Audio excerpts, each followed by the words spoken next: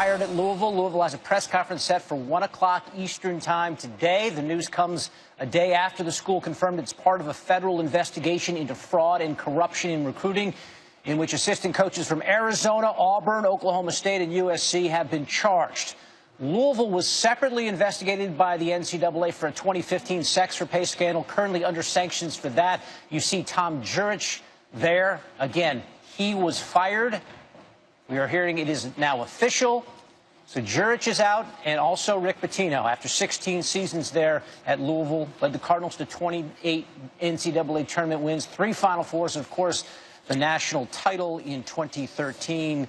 But apparently this is the final straw for Rick Pitino at the school. Let's bring in our basketball insider, Jeff Goodman, now. All right, Jeff, tell us how this went down this morning at the University of Louisville.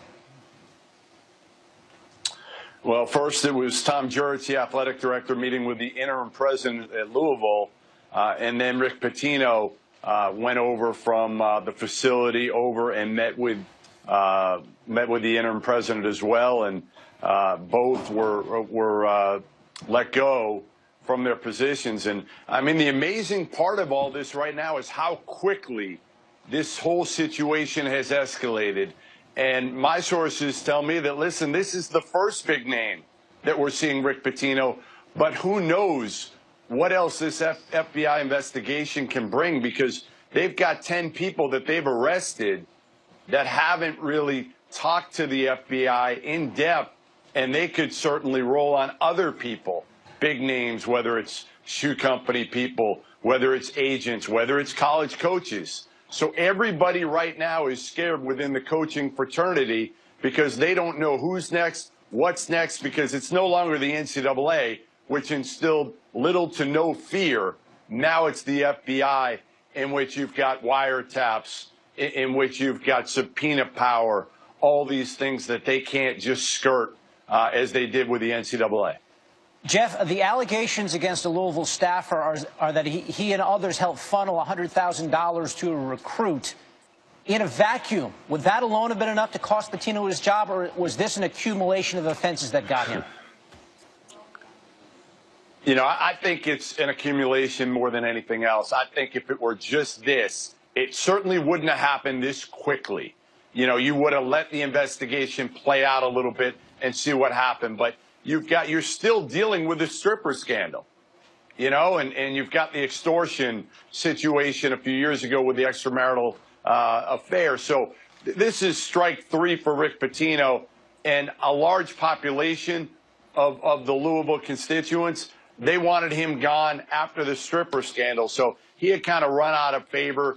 Again, there was a change in administration. There's an interim president right now, and they had just felt like the board and the president felt like enough was enough. Jeff, Rick Pitino, of course, wildly successful on the court, 770 career wins, a couple national titles, the 7 Final Fours. When you write the first paragraph of his career, what goes in there? Now it's all the scandals. I mean, listen, what do we remember? We remember the recent past. And recent right now is everything that's happened to him off the court, not on the court. I think in time, you can start to remember more of the Hall of Fame career, what a great coach he was. And you can't take that away. I mean, he was a great X's and O's college basketball coach. But ultimately, right now, we're remembering what just happened at the 11th hour, and that's this situation built on also the stripper scandal and the extortion. And those were sensational. Those were certainly more recent. So when you look at college basketball history, can you remember a downfall as precipitous as the one we're seeing right now with Rick Pitino? No, not from a coach. I mean, you know, there have been incredible, you know, scandals. The Baylor basketball scandal years ago. I mean, Todd Bozeman back at Cal, but nothing like Rick Pitino. I mean, this is one of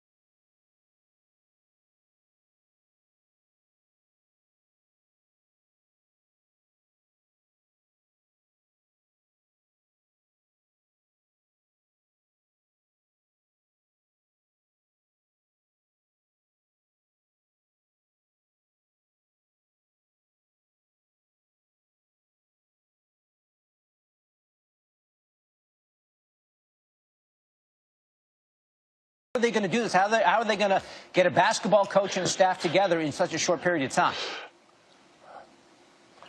You know, it's a great question. I mean, I don't know what they do now in terms of do you hold over, you know, one of the assistant coaches, David Padgett, who played at Louisville, would probably be the most likely and work with these kids in the interim until they bring somebody else in. Who makes the decision? Again, Jurich is gone. You know, you're going to probably hire a search firm.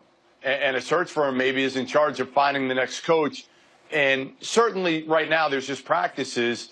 But what do you do with the players? They've already, you know, they're well into their semester. Do you let them transfer? I mean, how do you transfer and stay eligible if you're already a month into the semester? So there's a lot of questions to be answered right now. But this Louisville team was one that I think presently constituted has a chance to go to the Final Four this year. They're talented. They're experienced. They lost Donovan Mitchell, but they've got enough to make a deep run in March again, notwithstanding all the issues that are going around the program right now. We'll see what happens. Okay. Jeff Goodman, our college basketball insider, giving us a lot of insight into a really shocking day in college hoops. Again, Rick Pitino is out, and so is the AD, Tom Jurich, there at Louisville. You take a look at Rick Pitino. For all the brilliance he has as a basketball coach, he has had his issues off the court. In 2009, he was the target of an extortion attempt, eventually had to acknowledge under oath to having an extramarital affair. Then, of course, this year the NCAA handed down sanctions after it said he failed to monitor a member of his staff in relation to accusations made by a former escort back in 2015. And the news, of course, breaking yesterday about Louisville being part of the federal probe, and that apparently is the last straw for Rick Pitino there at the University of Louisville. All right, so Reese Davis, host of College Game Day, joins us now here on Coast to Coast. Listen, I'm listening to everyone speak on this and weigh in, and the sentiment is this, Reese, and help me out. This is just the beginning in terms of this scandal. Louisville, the first to go down, but put this in perspective for us, because from my understanding, they're under the impression, and these are the people who are reporting on the story, that there are more chips that may be falling after this. Put this in perspective for us. I think that's exactly right. I mean, you saw assistant coaches from several other programs who were listed yesterday when the news broke. I think there's a sentiment that certainly these guys weren't the only ones, and anecdotally, while not necessarily in the legal complaint or the complaints that will probably lead to charges here in the fraud investigation, this was just sort of the manner of doing business in college basketball. Some of the coaches I've talked to have said that they would be surprised if some of the assistant coaches named yesterday were even aware that they were violating the law. They certainly knew they were violating NCAA rules. But I think that depending on how much the FBI wants to continue to pull this thread, I think that you could see several other programs and potentially head coaches impacted by this. Who that is, we don't know for sure right now, but I think it would be a little bit naive to feel that, you know, Louisville's situation is University 6, and admittedly that they were the university listed in the FBI's report yesterday, that they were the only ones somehow, and that they somehow invented this scandal, and they're the only ones participating in this type of quid pro quo or pay for play, or however you want to look at it. All right, so Rick Pitino out as Louisville head coach. You say it's a manner of doing business in college ball. That really puts it in perspective for us. Do you think that he'll get another job being Pitino in college basketball? I don't. Or is this it? No, I don't. And look, Rick is one of the greatest coaches in the history of the sport. Certainly in this generation, he has been remarkable what he did first at Providence, then at Kentucky, restoring that brand to glory, and then winning a championship and going to multiple Final Fours at Louisville. No question about that. But I think that there have been so many issues, and this one being the one that is by far, in my judgment, the most serious of all of them. The other ones sort of fell in the line either of maybe not knowing every little thing going on in your program or a personal misstep.